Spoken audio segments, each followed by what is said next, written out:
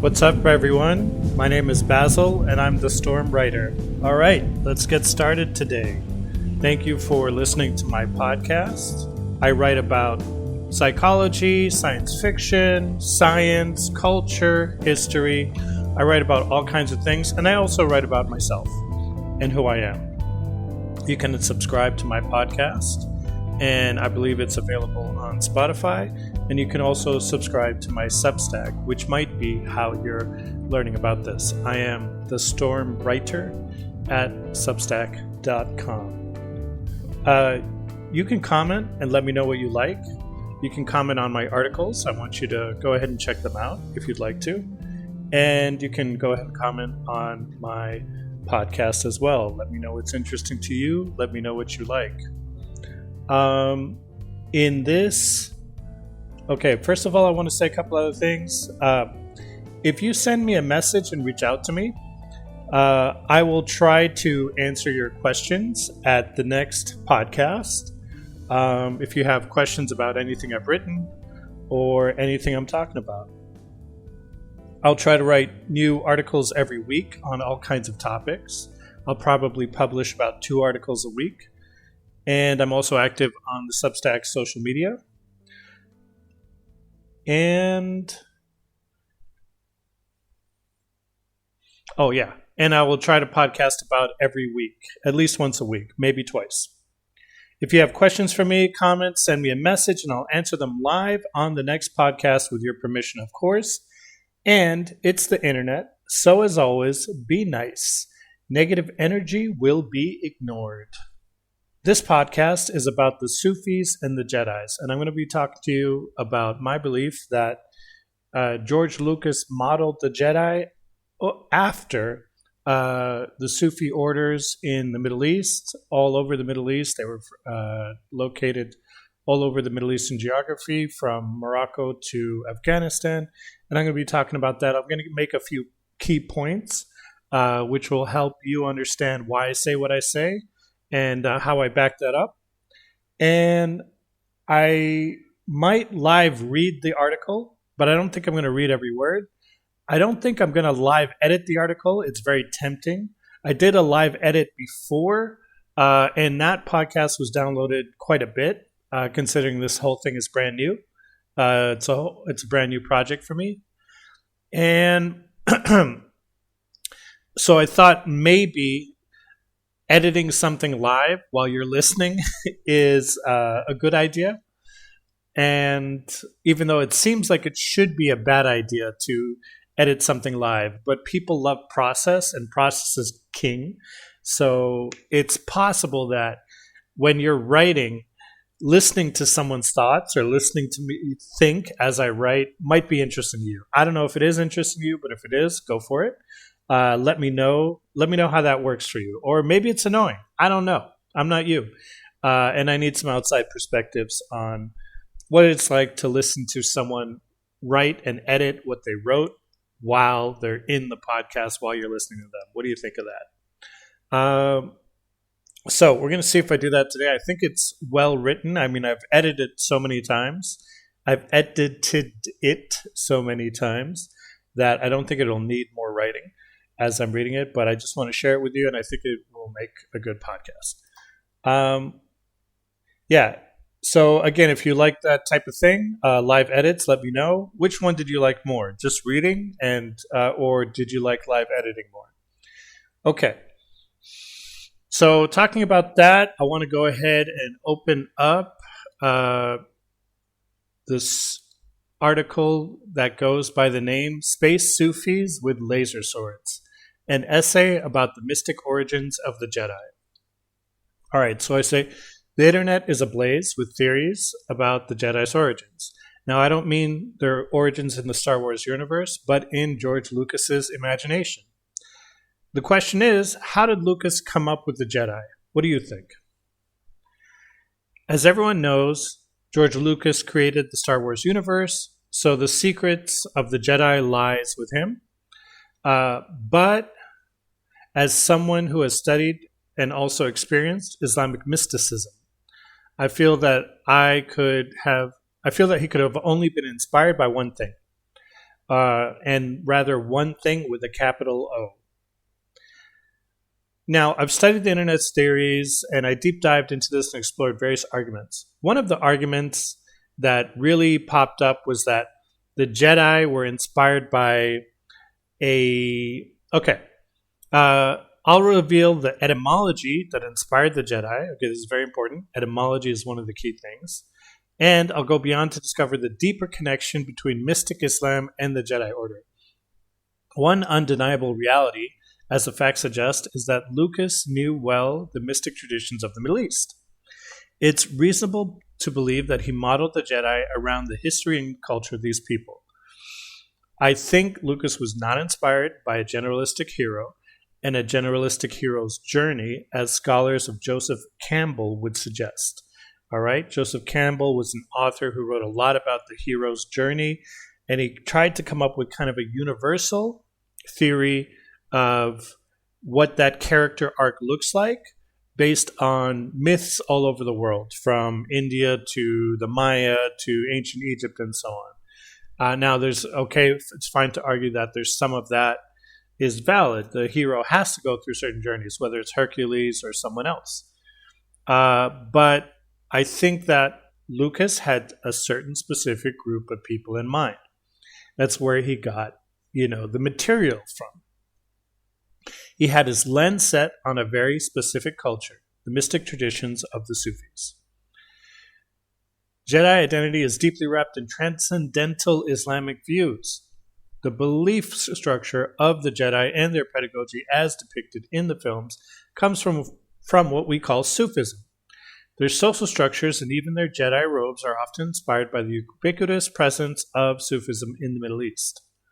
Historically, you could encounter Sufis anywhere from the sunset shores of Morocco to the mountains of Afghanistan. To the snow-covered mountains of Afghanistan, that's what I should say. The snow-peaked mountains. Ooh, I'm going to live edit. I can feel it. All right. So there's a funny, I have an adjective there, or an adverb that I'd like to insert. To the mountains of Afghanistan, so the snow-peaked. I don't know if snow-peaked is a word, but it's going to be. Snow-peaked mountains of Afghanistan. Okay.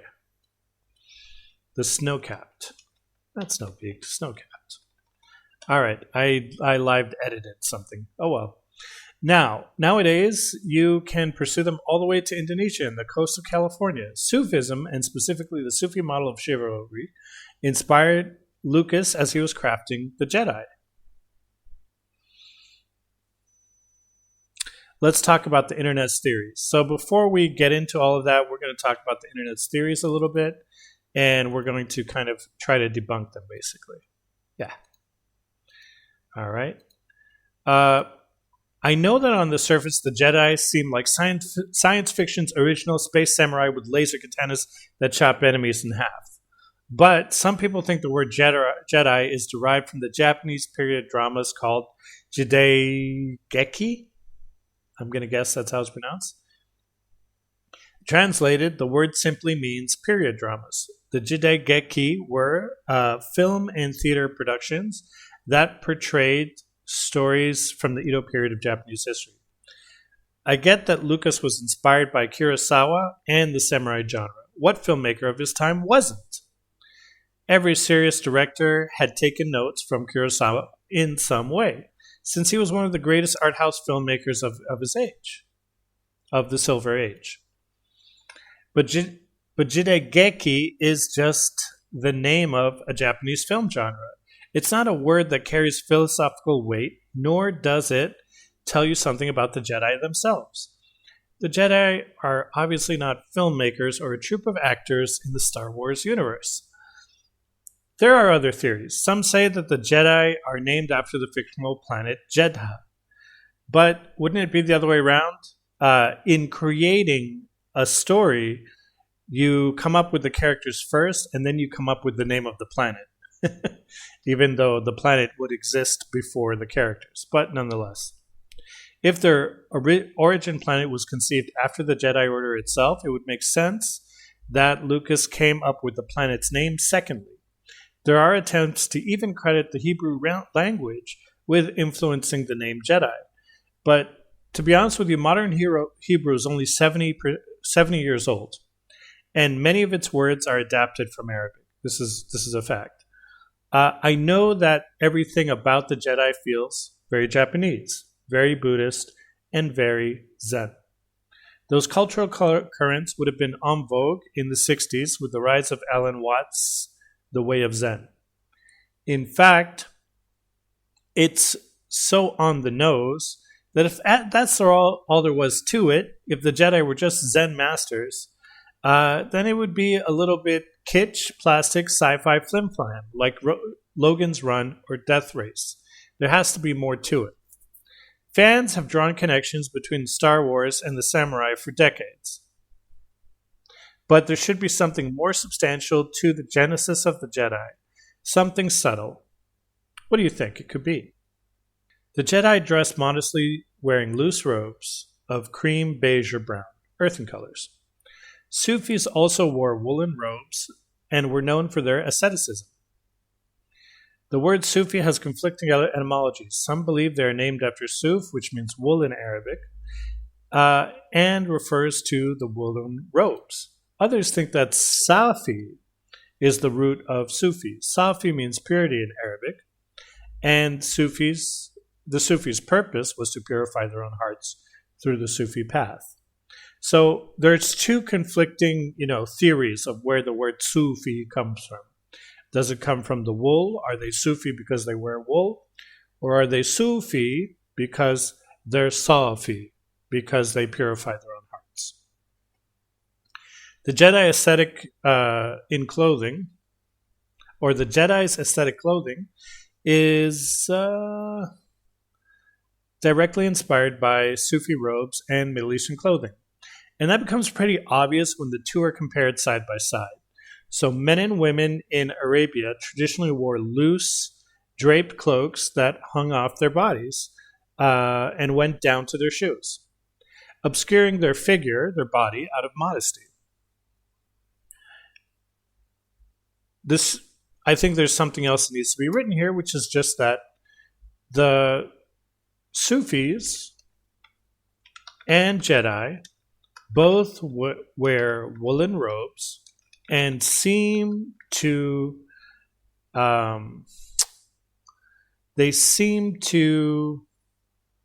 embrace a culture of modesty and asceticism. Again, I'll just use asceticism again. They don't wear flashy colors. They don't don excessive jewelry. And they prefer to veil the human form with fabric with extra fabric, rather than show it off. I'll just say rather than show it off.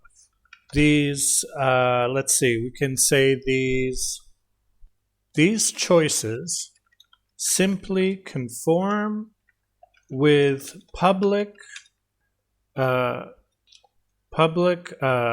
styles of dress for adults in the Middle East, especially when going through the city. These choices simply conform with public styles of dress for adults in the Middle East, especially before the 1950s, especially before the 20th century. Yeah, but in the 20th century, people started wearing suits and pants and things like that. But before then, it was still all galabeyas and wraps and turbans and things like that.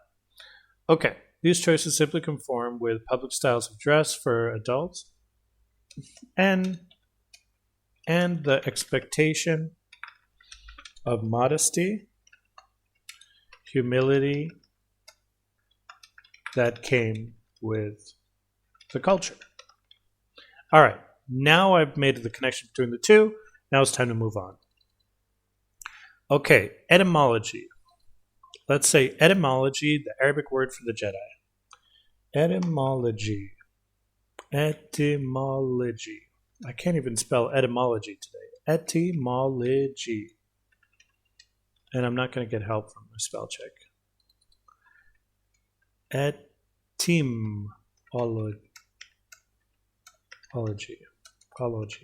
Etymology. I did it. I think I did it without help. Etymology. The Arabic origin of the word Jedi. Okay? The Arabic origin of the word Jedi. And this is the robes of the ascetic. Yep. All right, and header style is 3.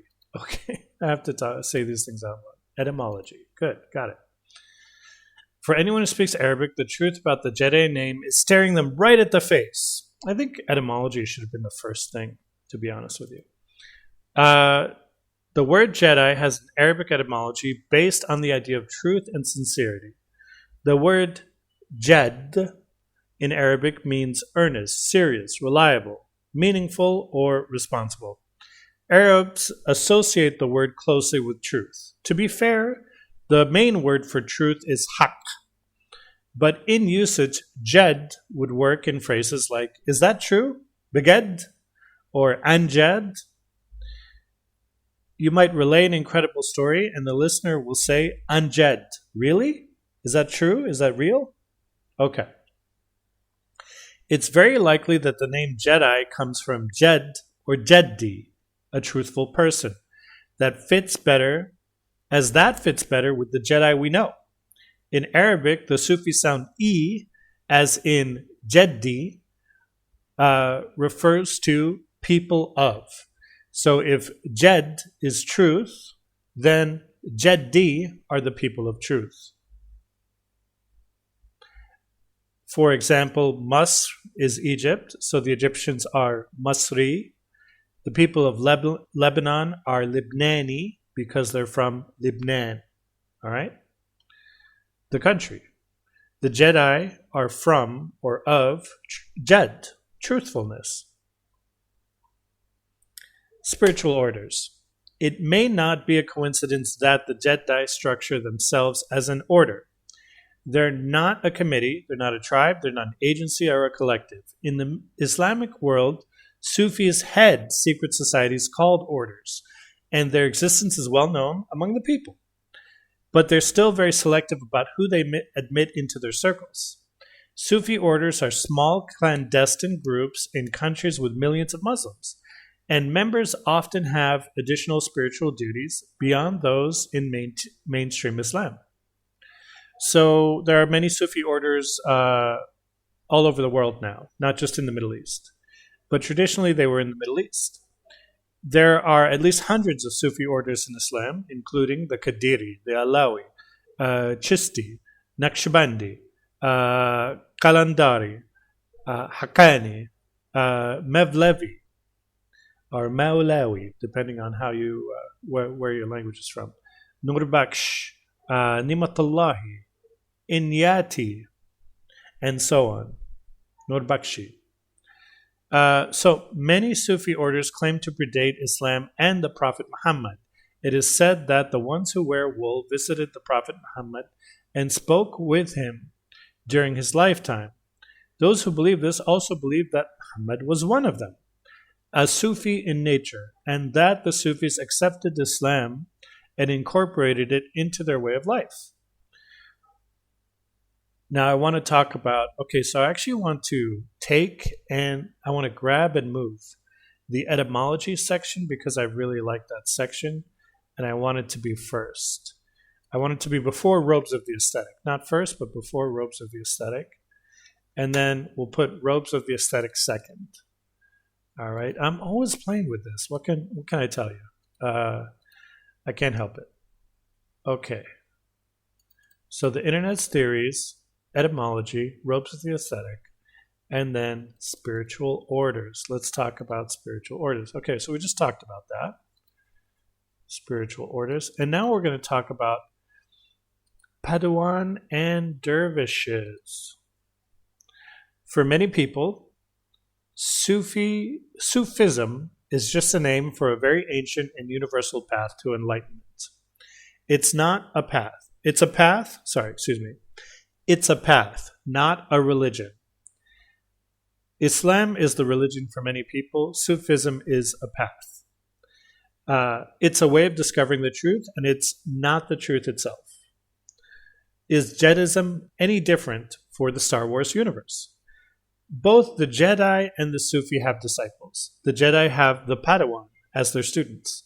In Sufism, only the master is called Sufi. Most disciples are called dervishes. It can take decades for a dervish to become a Sufi, and there's no guarantee that they will ever become one, as such an accomplishment depends more on the student and on God's will than on the master of the order himself. The Jedi also considers, oh, by the way, this is so interesting. The Padawans refer to their Jedi as their master, right? Padawan master. And the Jedi, one Jedi may have many Padawans looking up to them as master. Well, in Sufism, the dervish calls their master a master. The term master in the spiritual sense is concurrent in both the science fiction of the Jedi and the real culture of the Sufis. The Jedi also consider becoming a Jedi to be something that can take a lifetime. Anakin Skywalker, for example, succumbed to the dark side of the Force before he became a true Jedi. He was jealous and insecure and turned against the Jedi, playing into the hands of the Emperor Palpatine. This sentence is different. This anecdote about Anakin Skywalker should go somewhere else. And you're going to see where it should go. Okay, I found where it should go. And I'm going to bring it up later. Okay. The Jedi also consider becoming a Jedi to be something that can take a lifetime. Period. Jedism, which I've taken to calling it, and Sufism, Jedism, are both forms of conduct and practice. Are both forms of... okay. But to call one a Jedi are both forms of... Okay, Jedism and Sufism are both philosophies of conduct and belief. Okay. Jedism and Sufism are both philosophies of conduct and systems of belief. But to call one a Jedi or Sufi is to say that they've reached a certain spiritual station in life, meaning that you can say, I'm learning Jedism or I'm learning Sufism, but you cannot say, I am a Jedi unless you've reached a spiritual or a Sufi, unless you've reached a certain station or enlightenment or certain changes happen to you. It does not mean that they've been joined into... Okay, so being a Sufi or a Jedi does not mean simply that you have been joined or initiated into an order. It means that you have reached a sort of enlightenment or refinement as recognized by your master, Sufi or a Jedi. So this ties in. Okay, so what I wrote is, being a Sufi or a Jedi does not mean that you've simply joined or been initiated into an order. It means that you've reached a sort of enlightenment or refinement as, sort of enlightenment as recognized by your Sufi or Jedi, your master, Sufi or Jedi. You're a Sufi or Jedi master. You're a Sufi or Jedi master. Okay. Now we're going to talk about spiritual warriors, okay? And we're going to say both Jedi and Sufi have a spiritual struggle. Sufis struggle against something called the nafs, and it's often defined as the ego or the dark side of humanity. which includes pride, lust, greed, envy, aggression, apathy, or gluttony. Sufis are seeking to fully grasp the truth or reality, which is what most people call God. Sufis ultimately seek a reunion with the truth, the universal spirit, or the Creator. The Jedi also have a spiritual struggle. They fight against an inward battle where they attempt to learn and use the power of the Force without succumbing to its dark side. Anakin Skywalker, for example, succumbed to the dark side of the Force before he became a true Jedi. He was jealous and insecure and turned against the Jedi, playing into the hands of the Emperor Palpatine. All right, that's where I want that. In Star Wars, there's lots of martial arts in action, but the Jedi warriors fight. There's lots of action in martial arts. That is to say that the Jedi fight outwardly against Sith Lords and other enemies, but must also align themselves spiritually with the Force. The Jedi are fighting two battles, an outward one and an inward one, as Sufis are mainly fighting an inward battle. Nowadays, most Sufis also live normal lives and deal with the mundane. They have bills to pay. Okay, there's actually a sentence that needs to be made here. They have bills to pay and relationships. They have bills to pay and professional relationships to manage. I imagine that understanding the Force is part of their journey, even though they don't fully explore what the Force is in movies. The Jedi must understand the Force in order to wield it, just as Sufis must come to know the truth so that they can be unseparated from God. In Arabic, the spiritual battle against egotism and self-obsession is called jihad, or jihad. Jihad has absolutely nothing to do with political power, political Islam, other religions, or an East versus West dynamic. Okay, we need to get that out of the way. That's not what we're talking about here. Jihad is just the struggle of learning how to overcome one's ego, one's selfishness, one's selfish desires, and remove the separation between the self and God. One who does this becomes what Sufis call al-insan al-kamil, a complete human being.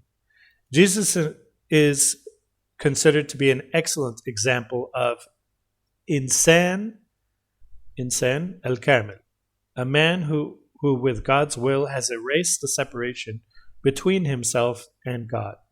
The dark side and the nafs. Okay, so we need to talk about this more because jihad is related to something called the nafs, which the Sufis are in a spiritual battle against. The nafs literally means the self, but it refers to the selfish self. The dark side and the nafs. As I mentioned before, the Jedi teach the Padawans to learn the ways of the Force. As they do that, they fight not only the Sith, but also an inward battle against the dark side, which is constantly trying to subdue them. In Sufism, the Darwish is fighting against the nafs, while the master is the one who won their battle against the nafs. Literally, the nafs just means self. In Sufism, this nafs is often translated as the ego. But people who've lived this life will know it's not simply a Jungian concept. The nafs, people who've lived this life, the nafs, selfishness, is as real to the Sufis as the dark side is to the Jedi. They are engaged in a battle against the nafs every day and sometimes every minute. In the eyes of the Sufi, most humans operate on a selfish philosophy which leads to an incredible suffering. And in the eyes of the Jedi, the dark side is consumed by the exact same energy: insecurity, selfishness, fear, and hate. For most Darvishes, overcoming the ego is their life's objective. And that's where I ended on that topic, since there's no way to really end the topic or conclude the topic of the nafs. I can just say that there are important parallels between the nafs in Sufism and the dark side in Star Wars. And the stories, and stories like that of Anakin or Darth Vader, really allude to that specific spiritual struggle, which I think is unique to Middle Eastern culture. Maybe it's not perfectly unique. Selfishness is a universal human trait, insecurity, fear, etc., distrust. But in the way in which it's been told, especially in the way in which it has been told. Okay, and that's where I'm going to leave things. There are important parallels between the nafs in Sufism and the dark side in Star Wars.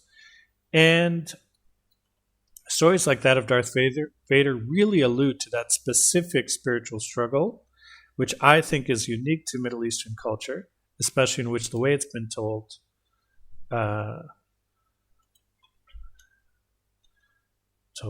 in the movies.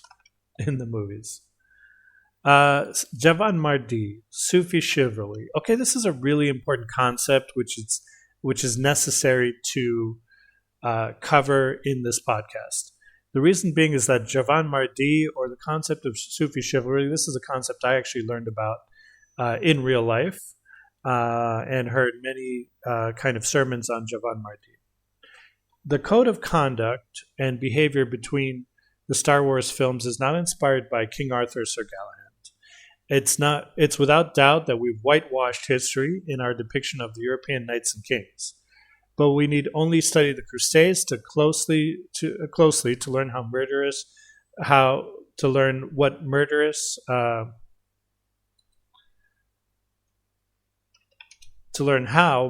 rapacious psychopaths like the Knights Templar pillaged and desecrated their way into Jerusalem in the 12th century. For real accounts of how warriors should behave, one looks to the Middle East, especially to the Persians. From them, while sitting in Sufi rooms, I learned the concept of Javan Mardi. I have a Wikipedia article, so I'm going to actually give you a quick definition. This is a Persian word which refers broadly to the ideology or philosophical underpinnings of an ethical system dominated by altruism, magnanimity, and liberality linked to chivalry. And it's a concept discussed within Sufi contexts.